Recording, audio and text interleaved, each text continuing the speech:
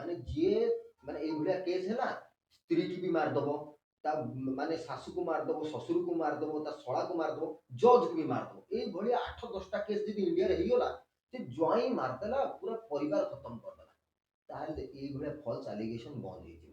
ଭାଇ ମତେ ଭାଇ ମୁଁ ପୁରା କ୍ଲିୟର ଅଛି, ଆର ଜନ୍ମରେ ଭାଇ ମତେ ଝିଅ ପିଲା ହିଁ ହବାର ଅଛି।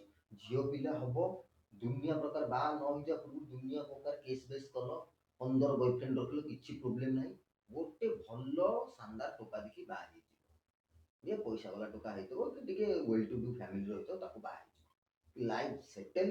ଯଦି ଟୋକା ଟିକେ ଚୁଁ ଚାଁ କଲା, ସିଧା ଗଲ ଫ୍ୟାମିଲି କୋର୍ଟରେ କେସ୍ଟି କରିଦେଲ, 50 ଲକ୍ଷର ଆଲମନି ପାଇଲ, ପୁଣି ଲାଇଫ୍ କି ୟୋ ଜିଙ୍ଗାଲାଲା ହଉ କରିକି ଲାଇଫ୍ ବଞ୍ଚିଲ, ପୁରା ମସ୍ତ କରି ବଞ୍ଚିବ ଲାଇଫ୍, କିଛି ଟେନସନ୍ ନାହିଁ। ଆଜ୍ଞା ଏକ୍ଜାକ୍ଟଲି ଆମ ସୋସାଇଟିରେ ଏହା ଚାଲିଛି। ଆପଣ ଦେଖିବେ ମାନେ ଗୋଟେ ଭଲ ଝିଅ, ଗୋଟେ ନିହାତି ଭଲ ଝିଅ, ତାକୁ ଗୋଟେ ନା ଖରାପ ହଜବେଣ୍ଡ ମିଳିବ, ଆଉ ଗୋଟେ ନିହାତି ଝାବେଡ଼ି ଝିଅ, ତାକୁ ଭାଇ ଗୋଟେ ବଢିଆ ପୁଅ ମିଳିବ, ଆଉ ସେ ପୁଅକୁ ସେ ଲାଷ୍ଟକୁ ତଣ୍ଟି ଚିପିକି ମାରି ହିଁ ଦବ। ଏବେ ଯୋଉ କେସ୍ ହେଲା ଅତୁଲ ସୁବାସ, ବାଙ୍ଗାଲୋର ଇଞ୍ଜିନିୟର, କଣ ଭୁଲ ଥିଲା ତାର? ଲୋକ କହୁଛନ୍ତି ଭାଇ ସେ କାହିଁ ସୁଇସାଇଡ୍ କଲା। ଆରେ ଭାଇ ସୁଇସାଇଡ୍ କରିବନି କଣ କରିବ?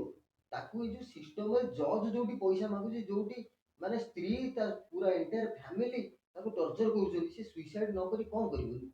ତାକୁ ସୁଇସାଇଡ୍ କୁହାହବନି, ଆକୁ ସାକ୍ରିଫାଇସ୍ କୁହାହବ। ସେ ସାକ୍ରିଫାଇସ୍ କଲା ନିଜ ଫ୍ୟାମିଲି ପାଇଁ, ତା ମା ବାପା ତା ଭାଇ କି ବଞ୍ଚିବା ପାଇଁ ସେ ସାକ୍ରିଫାଇସ୍ କଲା। Don't call it suicide, first ଜିନିଷ।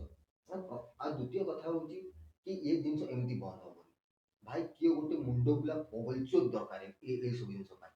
ମାନେ ଯିଏ ମାନେ ଏଇଭଳିଆ କେସ୍ ହେଲା, ସ୍ତ୍ରୀ କି ବି ମାରିଦବ, ତା ମାନେ ଶାଶୁକୁ ମାରିଦବ, ଶ୍ୱଶୁରକୁ ମାରିଦବ, ତା ଶଳାକୁ ମାରିଦବ, ଜଜ୍କୁ ବି ମାରିଦବ। ଏଇଭଳିଆ 8-10ଟା କେସ୍ ଯଦି ଇଣ୍ଡିଆରେ ହେଇଗଲା, ସେ ଜ୍ୱାଇଁ ମାରିଦେଲା ପୁରା ପରିବାର ଖତମ କରିଦେଲା, ତାହେଲେ ଏଇଭଳିଆ ଫଲ୍ସ ଆଲିଗେସନ ବନ୍ଦ ହେଇଯିବ।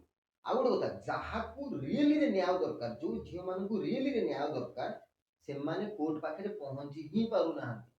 ଯୋଉ ସ୍ତ୍ରୀ ଲୋକକୁ ନ୍ୟାୟ ଦରକାର, ସେ ଜମା ମାନେ ଘର ଚାରି କାନ୍ଥ ବାହାରକୁ ହିଁ ସେ ଯାଇପାରୁନି। କିନ୍ତୁ ଏଇ ଯୋଉ ମାନେ ଏଇ ଯୋଉ ଭଳିଆ ମାନେ ରାକ୍ଷାସୀ, ଏମାନେ ଯାଇକି ପହଞ୍ଚୁଛନ୍ତି, ଆଉ ଏମାନେ ନିରୀହ ଲୋକ, ମାନେ ନିରୀହ ପରିବାର ବର୍ବାଦ କରୁଛନ୍ତି। ତେଣୁ ଆପଣଙ୍କର ଆ ବିଷୟରେ କଣ ରାୟ ଅଛି, ଏଇଟା କେତେ ଦୂର ଠିକ କେତେ ଦୂର ଭୁଲ, ନିଶ୍ଚିନ୍ତ କମେଣ୍ଟ ସେକ୍ସନରେ କମେଣ୍ଟରେ ଜଣାନ୍ତୁ। ଜୟ ଜଗନ୍ନାଥ।